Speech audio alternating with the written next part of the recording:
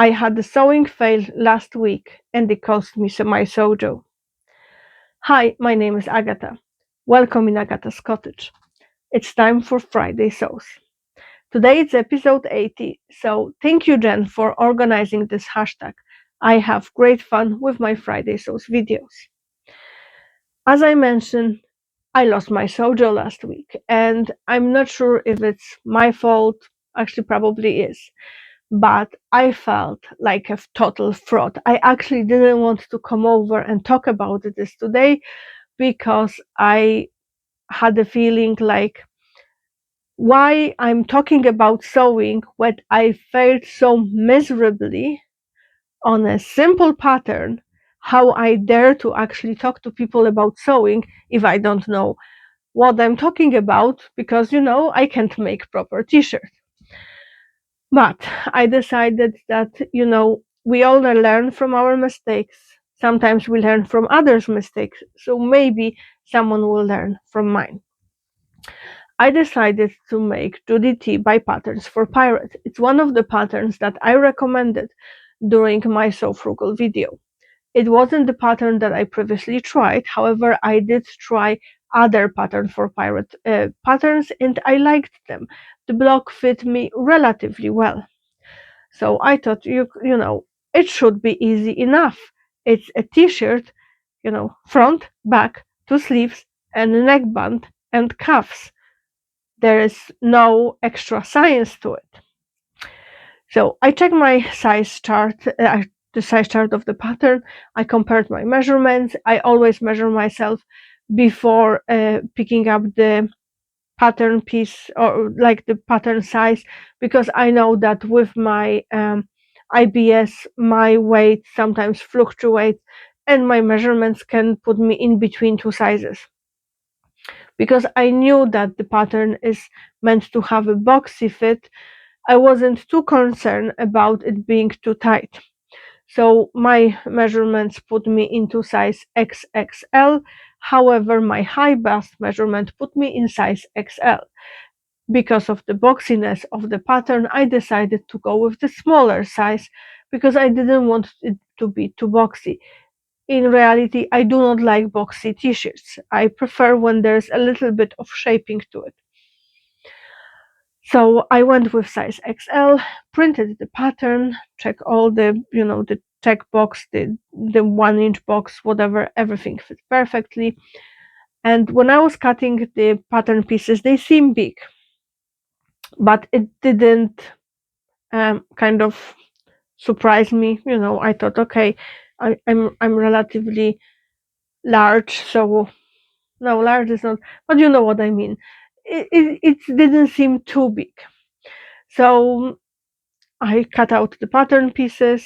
I went to sew it, and I thought, you know what? It's the finished garment measurements are putting me on a border that it might be just, might be fitting a little bit, maybe not tight, but it will be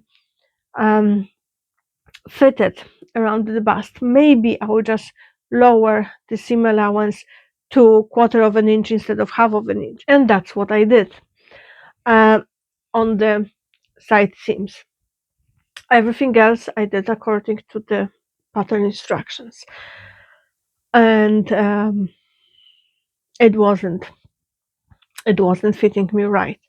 It was so oversized, it was ridiculous. I went with the scoop neck because you all know I don't like something very close to my collarbones. I prefer scoop neck. And when I tried the top on without a neckband attached, I could see my bra because the cut was so low. In fairness, I do have high apex comparing to other people. I usually need to raise the bust apex on majority of the patterns, so that could affect the overall fit of the scoop neck. So I cut the neck band slightly bit wider, like 1/2 of an inch wider overall, so just to add a little bit more coverage. For me, neckband piece was slightly bit too long, and it didn't sit right. However, I didn't have time to fix it. So what I did, I just kind of clip it at the back here and just do the little tack seam kind of invisible. I don't have pictures wearing the top because I was so disheartened. I didn't want to actually look at myself wearing it. So I fixed the neckline, temporarily fixed the neckline, I should say. Then I went on to attach the cuffs, and I don't know why I didn't do my standard checking whatever the cuff is too wide or it's not. It was slightly too wide, and it was just uh, looking frumpy, not polished, and I wasn't really happy. So I um, kept it up a little bit just to, keep it tight. And it was okay, but it wasn't polished look I was going for. It wasn't anything elevated. It was just a bit frumpy. So when I got from meeting my friend home, I start unpicking everything. The thing is, the fabric I used is the floral lightweight jersey. It's so lightweight that when you pull the thread, it actually makes hole in the fabric. So I'm slowly cutting through every single thread. And of course, I overlocked all the seams. So yeah, it's taking a while. I do have few ideas how to fix it, and I know that if I wouldn't be rushing, if I wouldn't be thinking about 5 million other things, I would probably spot those things ahead of time.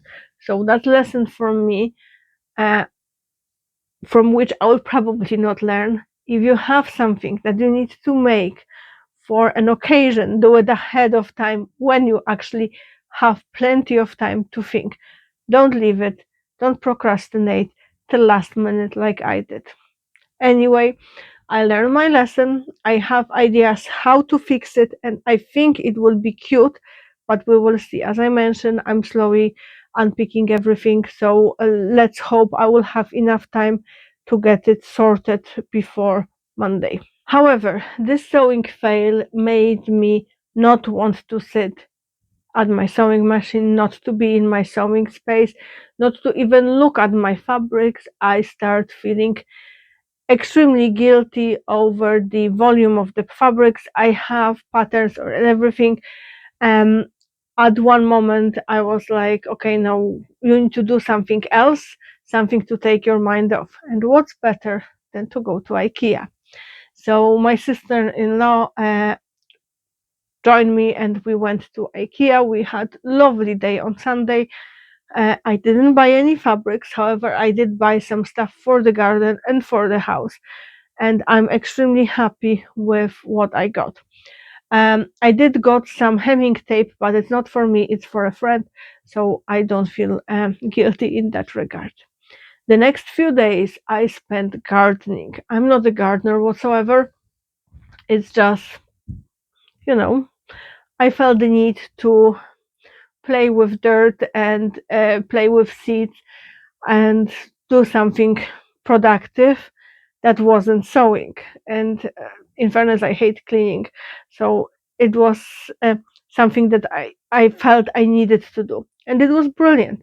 Although I have to admit, I haven't done so much heavy physical work in ages.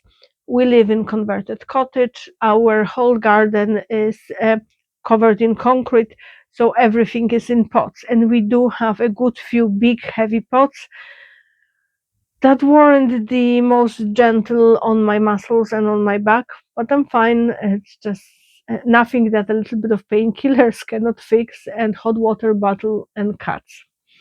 Anyway, I had great fun gardening. I actually spray painted two shelving units for the garden. I put one already together. I'll pop the picture here. The second one hasn't dried fully, and it was raining yesterday, so hopefully I will be putting it together after Alice is back from school, because I do need my little sidekick to hold things for me. So I went with very strong colors for my shelving unit, and I hope they will look nice. strong colors just in case none of the flowers I planted actually decide to bloom. So I will have at least something colorful to look at in my garden. But that kind of spark need for creativity and a little bit of need of using things that are around and based on what's happening in the world, how our environment is going, etc. I thought it might be good to start with small changes. We do try to use what we have. We try to use reusable product over disposable product wherever we can. And I decided it's time to go back to using reusable napkins. So Alice had reusable napkins for years when she was taking them with her lunch boxes, but they got used up and they aren't suitable for using anymore. Unfortunately, they will need to be bent because they are past rack stage. So I decided to make her more. I will show you just a few examples. I made 9 of those, and they are double-sided, and I used various fun fabrics that I had in my stash. So basically, I used 12.5-inch squares that I previously pre-cut. I put 2 pieces of fabric right sides together, stitch around, leaving an opening, turn the opening around, top stitch everything, closing the opening, and voila, they are done. And I was on such a good mood from making those napkins that I decided to go ahead and do our Easter napkins as well. Um, this fabric I got in 2020 from Sewjo in Nice, and I originally bought it for top and mask for Alice, but we never used it, so we decided it's going to be perfect for napkins for our Easter table. And the fabric at the back I got in Whites in Newbridge many years ago before they closed down. So overall, I made 9 napkins for lunches and 4 napkins for our Easter table. Next thing that I did are little rose petal pouches. So tiny little pouches like that. Basically, I had a little airtight container of rose petals, wild rose petals that Chris's aunt sent to me last year. And from the moment I got them, I knew that I will make the little pouches for the various drawers in the house. But you know how it is. I just put it aside and I had other projects, etc. And today, like yesterday, I decided, you know what? That will smell nice, that will lift my spirit. It's perfect tiny little project. So I used the 4.5-inch squares that I cut out. I picked few fabrics that I consider them ugly fabric. Like, I don't think that there are any fabrics that are ugly, but there wouldn't be something that would go well with anything else I have in the house. I'm more into gray and turquoise connection, or purple and pink versus browns. So I thought that they would be perfect because they will be deep in the drawer and no one will see them. So what I did, I put a little bit of toy stuffing and I top it up with the rose petals so they are fluffy. And I need to still trim the threads, and I top stitch the opening here. So whenever the rose petals will lose their smell, I can always open it and add a little bit of lavender or more rose petals, or I can add some oil, like essential oils, on a little bit of fabric and then stitch together. So basically, then can be used and used and used all over again. These are all my makes. So as I mentioned, few napkins, few little rose pouches, and very very felt T-shirt that hopefully I will be able to share fixed next week. What are my plans? I'm planning to make a dress for Project Dress a Girl. I will be doing this during live. Izzy from Dizzy Quilts and So is doing on her sewing channel. It will be tomorrow, Saturday, around 6 p.m. Irish time. So I think it's 2 p.m. Montreal time. I have no idea about the other time zones. I always Google it, and very often I will get it wrong. But anyway, that's my plan for tomorrow. Sunday is Mother's Day, so Alice and Chris are planning something. So I don't know if I will have any sewing time. And then hopefully next week I'm gonna finish few gardening things that I have outstanding, and I will get to sew more. I'm slowly working on my Sew Lucky jar make. I actually read from start to bottom Nancy Zimmerman book, Pivot and Slide, that Izzy recommended on her channel, and I learned a lot, and I want to use all that knowledge in that make. So I'm working slowly with the pattern, adjusting and doing changes. And the funny thing I learned, if you are thinking that FBA should be the first adjustment you should make on your pattern when you have few adjustments to make, you are gravely mistaken. So I started with FBA, turned out when I finished reading the book that I was wrong, so I'm starting again. But I do hope the blouse will turn out fabulous after all that hard work. So life update, there's nothing major. As I mentioned, it's Mother's Day on Sunday. We have few appointments next week, and Alice has a school trip.